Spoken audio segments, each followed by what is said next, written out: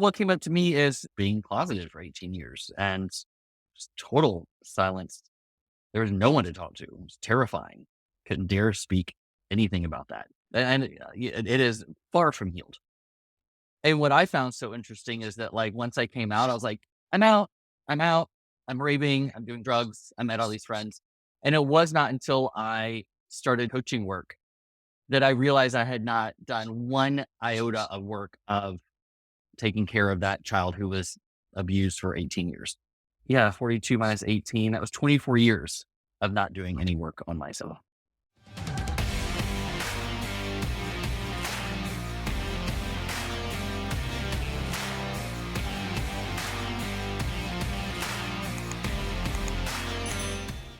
Cator, welcome to the study. I'm so glad that we have some time to chat. How you doing today? I am thrilled to be here, Brent. Such an honor. You and I have known each other a while. I know you have such a wonderful story to share. And let's just jump right into it. We all have these individual things that we endure and these things that men go through and oftentimes go through alone. And after the fact, then realize like, wow, I did not need to do that alone. I could have had help. I could have had support. I just love to hear from you. Like what comes up for you? Yeah, thank you for this space. And what resonates with me on that question is my coming out experience, or actually the being in the closet experience for 18. I Yeah. came out when I was 18. So, most of my childhood was closeted and terrifying. I was born in 1976. So, in the 80s and 90s, this is just not something that you talked about. And it was also the height of the AIDS crisis when I came out. So, very scary time. What was the experience for you? Yeah, sure. I mean, it was really, yeah, school. School was terrible, terrifying. I was in fight and flight from 7 a.m. to 2:30 p.m. when I got dropped Mm, off on the school bus.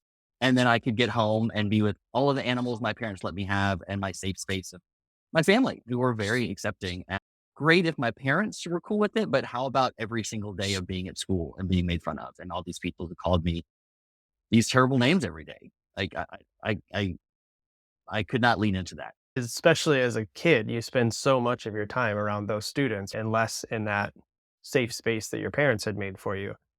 So some language that is common for you and I, you were constantly in flight and you were constantly in freeze. How did flight and freeze show up for you?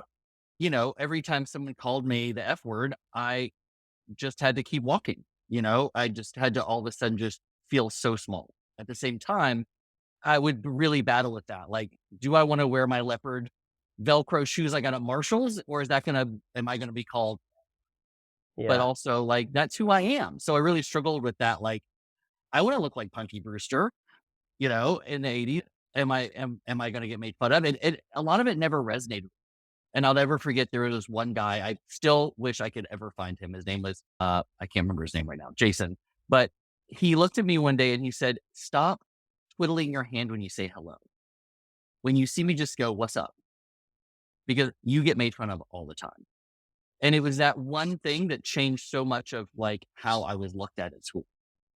And Wow. I was like, even though I wasn't being authentic, at least it was protecting me and he was looking out for me. And it was one of Yeah. the most, it was the only kind thing I think a straight man did, for me, a straight guy at that age and in my whole childhood. I know growing up, I had similar experiences as well, and always feeling like the outsider. And I think, regardless of what sexuality you have, I think we all kind of struggle with some of this. When did you finally start to work on this? There's so much trauma that we store when there's things like this that happen in our lives, right? And oftentimes you're not like, hey, I'm out of the closet. Like, this is me now. By the way, I'm going to go to therapy, right? Right. If only I had, but I thought that was the key. Like, I'm out now. I'm free of these chains and shackles. I'm in Yeah. college. It's the rave scene. I'm going to, raves and house parties and living this incredible life. And so I was like, oh, I'm done. I'm good. I met these people. I met a boyfriend. We were together for 7 years. Like, wow, it all happened. It wasn't until I started doing the work as a life coach in my training that I realized how much trauma I had. And that was 24 years after I came out. So I pretty much lived with that trauma for 24 years because it became a story. Oh, I was gay until I was 18. I came out of the closet, went to the raves, met a boyfriend, and then moved to New York. My life's perfect. Meanwhile, I'm flipping tables and, and getting way too drunk and like, lacking a lot of self love. As you were sharing, the first thing that I thought was, well, this is like running from it, right? You're like Hmm. trying to like outrun the pain, Hmm. but it was probably more distracting than anything, right? Because you're now in this space that you finally feel like you can be authentic. And it was just, it's almost like I would think social media is now. We just like scroll and mindlessly like don't connect, right? Right.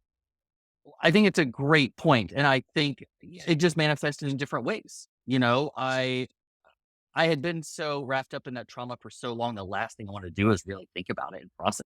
I wanted to move on and explore and be my fabulous self. But by being that fabulous self, I was always looking for acceptance from the gay community, from gay men, from everybody in the world. Look at me, look at me. Do you like me? And I did a lot. I ended up working at the New York Times and Vanity Fair and style.com and doing this thing. While I was proud of that, I never thought it was enough. Yeah. Well, I'm not the editor. Like I'm still nobody.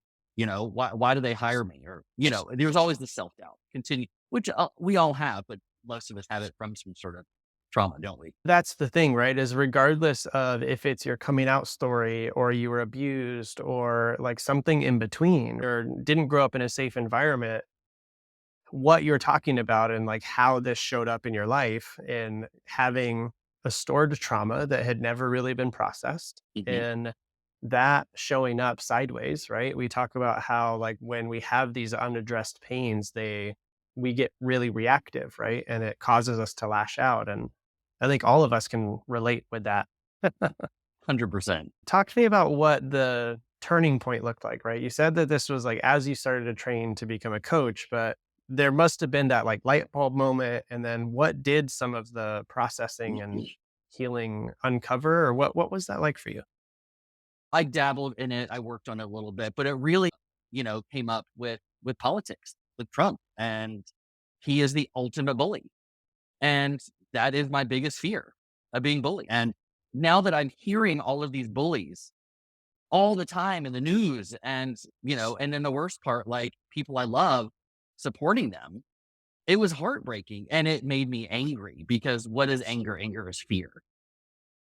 Yeah. And so I was fearful of bullying. Like, oh my God, these people that I love that supported me coming out are now for the biggest bully that we've ever had in the world. It's terrifying and Yeah. hurtful. And so that's when I said, something's got to give. I have to really work on this anger because it's going to eat me up. It's going to eat me alive. And I'm going to just disassociate from a lot of people. Yeah.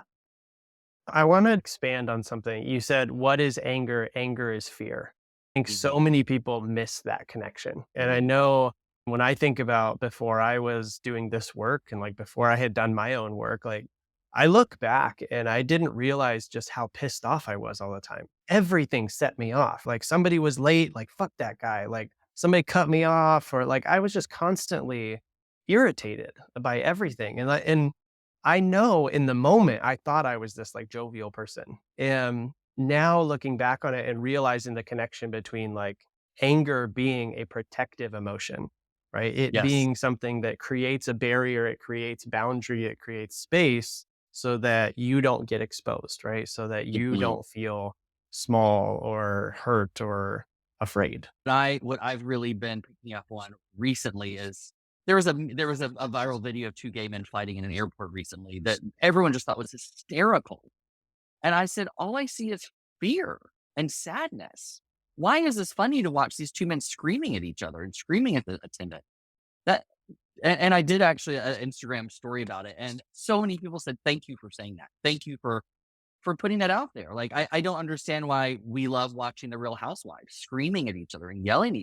What is that doing for you when you watch that? Does that make you feel okay to feel that anger and that sadness and that Yeah. fear? Or, there's just such a disassociation that they're winning Emmys for screaming at each other and flipping tables, where it's them just being hugely vulnerable and sad and fearful. And nobody's talking about that. There's never a life coach or a therapist on the Real Housewives to really. I could totally see a little pop-up person, like, "Hey, by the way, we're gonna take a time out and we're just gonna talk about what actually is happening right now." Yeah, but why do people like to watch that anyways? My theory is that we grow up in so much dysfunction and so much trauma that Mhm. as we start to build good lives for ourselves, there's still this part of us, this unhealed part of us that needs that chaos. That chaos, ironically, becomes where safety is because that's what you're accustomed to. I'm curious if you ever had this, but I know in my life, the quiet times, like when I wasn't looking at a screen or when I was just alone with my thoughts, like sometimes those are the scariest. And that's why we have to do them more. Yeah, exactly. My yoga teacher, Kelly Jean, one time said, "My biggest challenge for you is to drive home with no music on, nothing on the radio. Just drive in silence and see what happens." And everyone literally was like, and now I No, do no, it all no, the no, no, time. no, no, no. Never, yep, nope, nope, not being with my thoughts. Nope, nope, nope, Yeah. not going to happen. And now I do it all the time. And just, I find myself trying to find a podcast. I'm like, what about just listening to the birds and my dogs while I'm making a smoothie or cooking dinner? It's 100% being present. What advice or what nugget do you have that you want to leave behind? Oh man, just don't put it off. Don't put what off?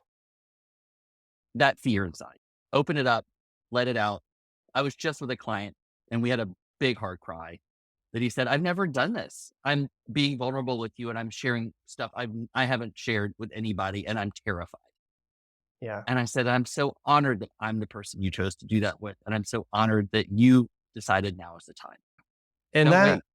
given like I've known you for years and I knew parts of your story, but what I didn't necessarily know is maybe how poignant this was to the work that you do because you're a gay life coach and you have your gay dating course now. Just talk a little bit more about how your work comes together because of your life experience and everything that kind of came to be in the last couple of years.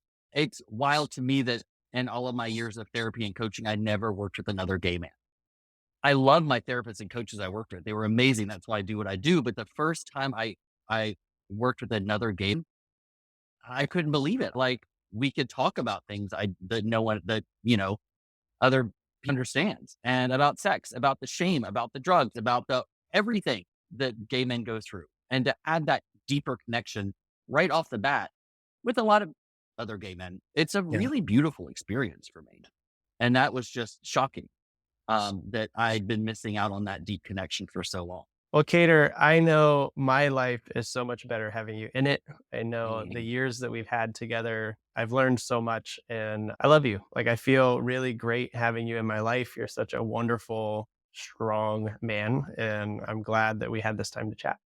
Me too, brother. I love you too. Take care. Thanks.